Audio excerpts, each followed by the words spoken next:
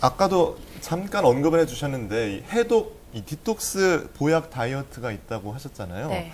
이 해독 보약 다이어트는 구체적으로 어떤 다이어트를 말하는 건가요? 네, 그 해독 보약이라고 하는 거는 해독, 내 몸에 있는 노폐물이나 독소를 배출시키고 보약, 그 신진대사를 원활하게 해서 에너지의 어떤 활성 상태를 만드는 거거든요.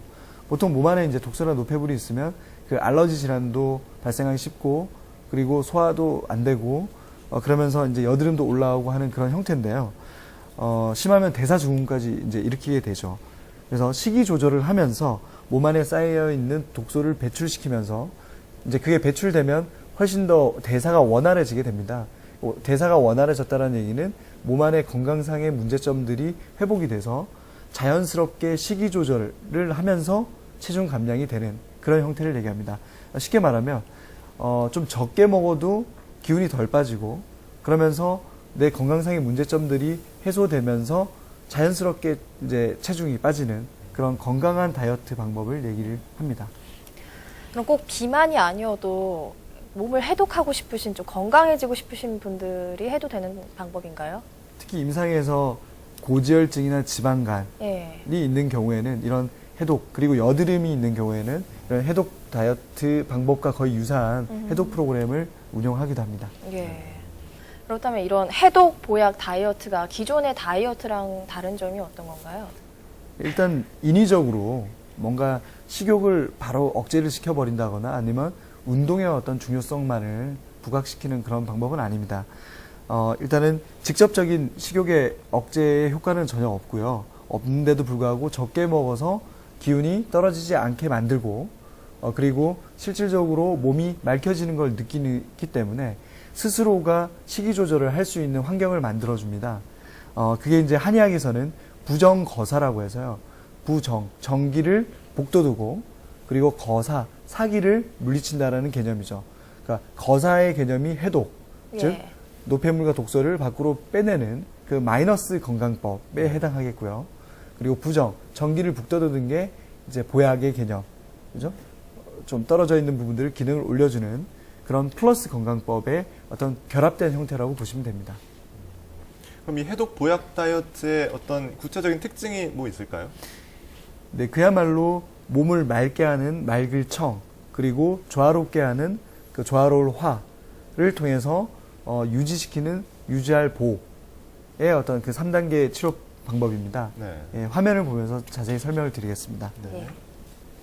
예, 청의 시기에는 클린징, 몸을 맑혀주는 그런 해독 클린 요법이 시행이 되고요. 그래서 장과 간을 정화시키게 됩니다.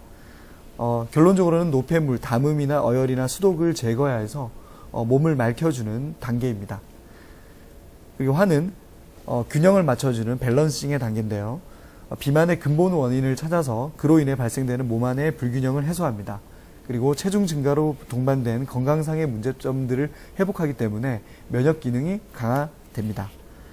그리고 보, 3단계 보의 시기에는요, 유지시켜주는 건데, 그때는 생활 습관, 즉, 뭐 식습관이나 그리고 운동 습관을 교정을 해주게 됩니다.